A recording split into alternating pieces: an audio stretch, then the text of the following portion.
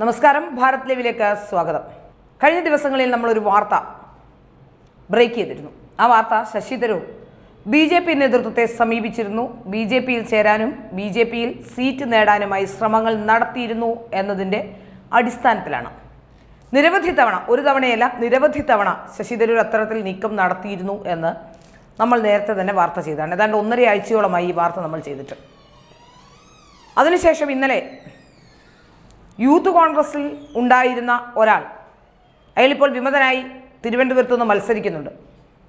അയാളുടെ ഫേസ്ബുക്ക് പോസ്റ്റിൽ ശശി തരൂരുമായി ബന്ധപ്പെട്ട ഈ വിഷയങ്ങൾ തന്നെ എഴുതുകയും മാധ്യമപ്രവർത്തകനായ ഗുരുമൂർത്തിയെ മുൻനിർത്തിക്കൊണ്ട് ഗുരുമൂർത്തിയുമായി ബന്ധപ്പെട്ടാണ് ചർച്ച നടത്തിയത് എന്നൊക്കെ പറയുകയും ചെയ്തിരുന്നു. 2023 നടത്തിയ ചർച്ചയെക്കുറിച്ചാണ് ഈ യൂത്ത് കോൺഗ്രസിൻ്റെ പ്രവർത്തകൻ, ഇപ്പോഴത്തെ വിമത കോൺഗ്രസ് സ്ഥാനാർത്ഥി, പറഞ്ഞിട്ടുള്ളത്. 2014 മുതൽ ഇതിനുള്ള ശ്രമങ്ങൾ ആരംഭിച്ചിരുന്നു എന്നാണ് ഭാരത് ലൈവിൻ്റെ വാർത്തയിൽ പറഞ്ഞിരുന്നത്. 2014 ഇതിനുള്ള ശ്രമങ്ങൾ തരൂർ തുടങ്ങിയിട്ടുണ്ട്. കേന്ദ്രമന്ത്രിസഭയുടെ ഭാഗമാകാൻ തരൂരിന് കിട്ടിയ ഏറ്റവും വലിയ അവസരം എന്ന രീതിയിൽ തന്നെയാണ് തരൂർ ഇതിനെ ചിന്തിച്ചിരുന്നത്. കാരണം ഏതായാലും ഇനി കോൺഗ്രസിനൊരു ഭാവിയില്ല എന്നും കോൺഗ്രസ് ഒരു കാലത്തും ഭരിക്കില്ലെന്നും കോൺഗ്രസിന് അതിനുള്ള ഇൻഫ്രാസ്ട്രക്ചറോ അതിനുള്ള ഫെസിലിറ്റിയോ അതിനുള്ള ജനസ്വാധീനമോ ജനങ്ങളുമായി ബന്ധപ്പെട്ടുള്ള പ്രവർത്തനങ്ങൾ നടത്താനോ കഴിയില്ല എന്ന ശശി തരൂരിന് ആ ബോധ്യത്തിൻ്റെ അടിസ്ഥാനത്തിൽ തന്നെയാണ് ഒരുപക്ഷെ ശശി തരൂർ BJPയിലേക്ക് വരാനുള്ള ശ്രമങ്ങൾ അന്ന് തന്നെ തുടങ്ങിയത്. ശശി തരൂർ നിങ്ങളൊക്കെ പറയുന്നത് പോലെ ഒരു വിശ്വപൗരനാണല്ലോ, രാഷ്ട്രീയമൊക്കെ അത്യാവശ്യം അറിയുന്ന, രാഷ്ട്രീയ നിരീക്ഷണമൊക്കെ അറിയുന്ന ഒരാളായിരിക്കാം. അതുകൊണ്ടായിരിക്കാം ഒരുപക്ഷെ അദ്ദേഹം അങ്ങനെ ഒരു തീരുമാനത്തിലേക്ക് എത്തിച്ചേർന്നത്. ഏതായാലും അന്ന് BJP നേതൃത്വവുമായി സംസാരിച്ചത് ഒരു നടി അതിലുൾപ്പെട്ടിരുന്നു എന്നുള്ളതാണ് മനസ്സിലാക്കാൻ സാധിക്കുന്നത്. ഒരു നടിയും ഇന്ത്യയിലെ തന്നെ ഏറ്റവും പ്രമുഖന്മാരിൽ പ്രമുഖനായ ഒരു വ്യവസായിയും കൂടിയാണ് അന്ന് ശശി തരൂരിന് വേണ്ടി BJP നേതൃത്വത്തോട് സംസാരിച്ചത് എന്ന തരത്തിലുള്ള സൂചനകൾ ഞങ്ങളിപ്പോൾ പുറത്തുവിടുകയാണ്. ഏതായാലും ശശി തരൂർ വിഷയത്തിൽ ഇതുവരെ ഒരു പ്രതികരണവും നടത്തിയിട്ടില്ല. കേന്ദ്രമന്ത്രിയും തിരുവനന്തപുരത്തെ NDA സ്ഥാനാർത്ഥിയുമായ രാജീവ് ചന്ദ്രശേഖറോട് ഇത് സംബന്ധിച്ച് ചോദിച്ചപ്പോഴും അദ്ദേഹം അങ്ങനെ ഇല്ല, അല്ലെങ്കിൽ അങ്ങനെ ഒരു സംഭവമില്ല എന്ന് പറഞ്ഞില്ല. പകരം ശശി തരൂർ ക്ലാരിഫൈ ചെയ്യട്ടെ എന്ന് മാത്രം പറയുകയാണ് അദ്ദേഹം ചെയ്തത്. അദ്ദേഹത്തെ സംബന്ധിച്ചിടത്തോളം അദ്ദേഹം ആർക്കെതിരെയും ഇതുവരെ ആരോപണം ഉന്നയിച്ചൊന്നും കേട്ടിട്ടില്ല. അദ്ദേഹത്തിൻ്റെ കാര്യങ്ങൾ പറയുകയും മിഷനും ഒക്കെയായി മുമ്പോട്ട് പോവുകയാണ്. എന്നാൽ തരൂർ ഏതാണ്ട് പരാജയം മണത്തിരിക്കുന്നു എന്ന് മനസ്സിലാക്കാൻ സാധിക്കുന്നു. കഴിഞ്ഞ ദിവസം തരൂരിനെ സ്വന്തം പാർട്ടി പ്രവർത്തകർ തന്നെ കൂകുകയും എറിഞ്ഞോടിക്കുകയും ഷാൾ വെച്ചെറിയുകയും ഒക്കെ ചെയ്യുന്ന അവസ്ഥ നമ്മൾ കണ്ടതാണ്. ഏതായാലും പരാജയ ഭീതിയിലായിരിക്കുന്ന തരൂർ ഇപ്പോൾ രാജീവ് ചന്ദ്രശേഖറിനെതിരെ നിരന്തരം ആരോപണം ഉന്നയിച്ചുകൊണ്ടിരിക്കുകയാണ്. അതിലേറ്റവും പ്രധാനപ്പെട്ട ആരോപണവുമായി പറയുന്നത് മതമേലധ്യക്ഷന്മാർക്ക് പണം കൊടുത്തു എന്നുള്ളതാണ്. അപ്പോൾ കഴിഞ്ഞ 15 വർഷം തിരുവനന്തപുരത്ത് MP ആയിരുന്ന ശശി തരൂർ മതമേലധ്യക്ഷന്മാർക്ക് എത്ര പണം കൊടുത്തിട്ടുണ്ട് എന്നറിയാൻ സ്വാഭാവികമായൊരു സംശയം എല്ലാവർക്കും ഉണ്ടാകും. അങ്ങനെയെങ്കിൽ ശശി തരൂർ അത് വ്യക്തമാക്കണം. പണം കണ്ടാൽ അങ്ങോട്ട് ചാടുന്നവരാണോ ഈ മതമേലധ്യക്ഷന്മാർ?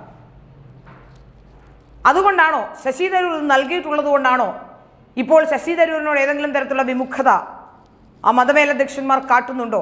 അവരുടെ വിമുഖത കൊണ്ടാണോ ശശി തരൂരിന് ഇത്തരത്തിലുള്ള സംശയങ്ങൾ ഉണ്ടാകുന്നത്? തന്നെ എതിർക്കുന്നത് കൊണ്ട് താൻ കൊടുത്ത പണത്തിലുപരി മറ്റാരെങ്കിലും കൊടുത്തു പോകുമോ, അല്ലെങ്കിൽ അങ്ങനെയുള്ള എന്തെങ്കിലും പേടി കൊണ്ടാണോ എന്ന് വ്യക്തമാക്കേണ്ടത് തരൂർ തന്നെയാണ്. ഏതായാലും തരൂർ ഇപ്പോൾ പറയുന്ന മതേതരത്വം, മണിപ്പൂരിൻ്റെ വിഷയത്തിലും BJPയെ കടന്നാക്രമിച്ചുമൊക്കെ രംഗത്ത് വരുമ്പോൾ BJPയിലേക്ക് ചേക്കേറാൻ നടത്തിയ ശ്രമങ്ങളെക്കുറിച്ചുള്ള ചർച്ച അത് പിന്നെയും സമൂഹത്തിൽ സജീവമാവുകയാണ്. ഇവിടെ ഒരു മറ്റൊരു പ്രധാനപ്പെട്ട കാര്യം, ഈ വിഷയങ്ങളൊന്നും മുഖ്യധാരാ മാധ്യമങ്ങൾ ഏറ്റെടുക്കുന്നില്ല എന്നത് തന്നെയാണ്. കാരണം ശശി തരൂർ പറയുന്ന ഓൺലൈൻ മാധ്യമങ്ങളെയൊക്കെ അല്ലെങ്കിൽ അങ്ങനെ മാധ്യമപ്രവർത്തകരെയൊക്കെ കൊണ്ട് അവരെയൊക്കെ വിലക്കെടുത്തുകൊണ്ടാണ് രാജീവ് ചന്ദ്രശേഖർ വാർത്ത ചെയ്യിപ്പിക്കുന്നതെന്നൊക്കെയാണ്. ഏതായാലും മുഖ്യധാരാ മാധ്യമങ്ങളിൽ നിന്ന് വന്ന മാധ്യമപ്രവർത്തനം നടത്തുന്നവർ തന്നെയാണ് ചുരുക്കം ചില ഓൺലൈൻകാരെങ്കിലും, ഞാൻ ഉൾപ്പെടെയുള്ള ചുരുക്കം ചില ഓൺലൈൻകാരെങ്കിലും. അതുകൊണ്ട് തന്നെ എനിക്ക് പറയാൻ കഴിയും, ഇതുവരെ ഞങ്ങൾ ആരുടെയും പണം വാങ്ങിച്ചിട്ടോ അല്ലെങ്കിൽ ആർക്ക് വേണ്ടിയും അത്തരത്തിൽ വാർത്ത ചമയ്ക്കുകയോ ചെയ്തിട്ടില്ല. ഒരു കാര്യം വ്യക്തമാവുകയാണ്, ശശി തരൂർ പരാജയഭീതിയിലാണ്. ഈ പരാജയഭീതിയാണ് അദ്ദേഹത്തെ കൊണ്ട് ഇതൊക്കെ പറയിപ്പിക്കുന്നതെന്ന് വ്യക്തമാവുകയാണ്. ഏതായാലും ശശി തരൂരിനെ സംബന്ധിച്ച് വരുന്ന വാർത്തകൾ മുഖ്യധാരാ മാധ്യമങ്ങൾ കാര്യമായി എടുക്കാത്തതിന് കാരണം മറ്റുള്ളവരുടെ ആരോപണം ഭയന്നിട്ടാണ് തരത്തിലുള്ള ചില കാര്യങ്ങളും വരുന്നുണ്ട്. ഏതായാലും ഒരു കാര്യം ഇതിൽ നിന്ന് വ്യക്തമാകുന്നത്, ശശി തരൂരിൻ്റെ പരാജയം ശശി തരൂർ തന്നെ മനസ്സിലാക്കിയിരിക്കുന്നു. ഇനി ശശി തരൂർ നടത്തിയ ശ്രമങ്ങൾ പരാജയപ്പെട്ടതുകൊണ്ട്, അതായത് BJP-യിലേക്ക് പോകാനുള്ള ശ്രമങ്ങൾ പലവട്ടം ഗുരുമൂർത്തിയുമായി ബന്ധപ്പെട്ടും അതിനു മുമ്പ് ഒരു നടിയുമായി ബന്ധപ്പെട്ടും നടിയെ ഉപയോഗപ്പെടുത്തിക്കൊണ്ടും അതുപോലെ തന്നെ ഒരു വ്യവസായ പ്രമുഖനെ ഉപയോഗപ്പെടുത്തിക്കൊണ്ടുമൊക്കെ പല രീതിയിലുള്ള ചർച്ചകൾ ശശി തരൂർ പല സമയത്ത് ശശി തരൂർ BJP നേതൃത്വവുമായി നടത്തിയിട്ടുണ്ട്. എന്നാൽ BJP നേതൃത്വത്തിന് ശശി തരൂരിന് അത്ര താല്പര്യമില്ല. കാരണം ശശി തരൂരുമായി ബന്ധപ്പെട്ടുണ്ടാകുന്ന അടിക്കടി ഉണ്ടാകുന്ന വിവാദങ്ങൾ ഒരുപക്ഷെ BJP നേതാക്കളെ സംബന്ധിച്ച് അത്തരത്തിലുള്ള വിവാദങ്ങളൊന്നും ഉണ്ടാകുന്നുമില്ല. അത്തരത്തിലുള്ള വിവാദങ്ങളിൽ പെടുന്നവരുമല്ല BJP നേതാക്കൾ. അതുകൊണ്ടാണ് ശശി തരൂരിനെ പോലെ ഒരാൾ അയാളെ BJP-യിലേക്ക് എടുക്കുമ്പോൾ എന്ത് തരത്തിലുള്ള സന്ദേശമാകും സാധാരണക്കാർക്ക് നൽകുക? കൊലപാതകം അടക്കമുള്ള ആരോപണങ്ങൾ ഉണ്ടായിട്ടുള്ള വ്യക്തിയാണ്. അതുകൊണ്ട് തന്നെയാണ് ശശി തരൂരിനെ BJP-ക്ക് വേണ്ട എന്ന് BJP തീരുമാനിച്ചത്.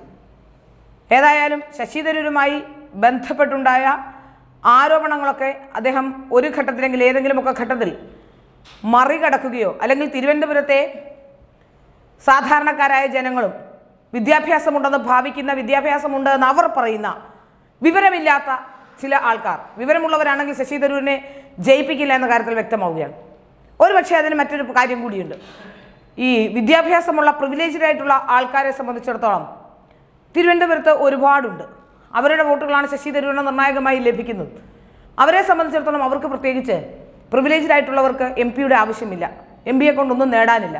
പിന്നെ ഒരു സ്റ്റാറ്റസ് സിമ്പലായി എന്തെങ്കിലും പരിപാടിയൊക്കെ നടക്കുമ്പോൾ അവർ വീട്ടിലേക്ക് എത്തിച്ചേരുക എന്നത് മാത്രമാണ് ഈ MP-മാർക്ക് ചെയ്യാനുള്ളത്. അങ്ങനെ സ്റ്റാറ്റസ് സിമ്പലായി ചില വീടുകളിലേക്ക് അദ്ദേഹം എത്തുന്നുണ്ട് എന്നും തരത്തിൽ ഉള്ള വാർത്തകൾ വന്നിരുന്നു. അതുകൊണ്ട് തന്നെ ഈ പണക്കാരെ സംബന്ധിച്ചിടത്തോളം അല്ല MP-യുടെ ആവശ്യമുള്ളത്, സാധാരണക്കാരനാണ്. കടലോര മേഖലയിലുള്ളവർക്ക് MP-യുടെ ആവശ്യമുണ്ട്, അവരുടെ പ്രശ്നങ്ങൾ പരിഹരിക്കേണ്ടതുണ്ട്. തീരെ സാമ്പത്തികമായി പ്രശ്നത്തിലായിരിക്കുന്നവർക്ക് MP-യുടെ ആവശ്യമുണ്ട്.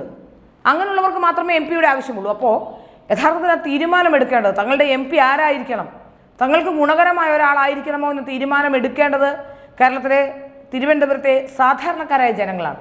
ആ ജനങ്ങൾ ആ തീരുമാനമെടുത്താൽ, അതുമായി മുന്നോട്ട് പോയാൽ തീർച്ചയായും ശശി തരൂർ പരാജയം അറിയുമെന്ന കാര്യത്തിൽ യാതൊരു സംശയവുമില്ല. അതുകൊണ്ട് തന്നെയാണ് ശശി തരൂർ ഇപ്പോൾ പലതരത്തിലുള്ള ആരോപണങ്ങളുമായി രംഗത്ത് വരുന്നത്.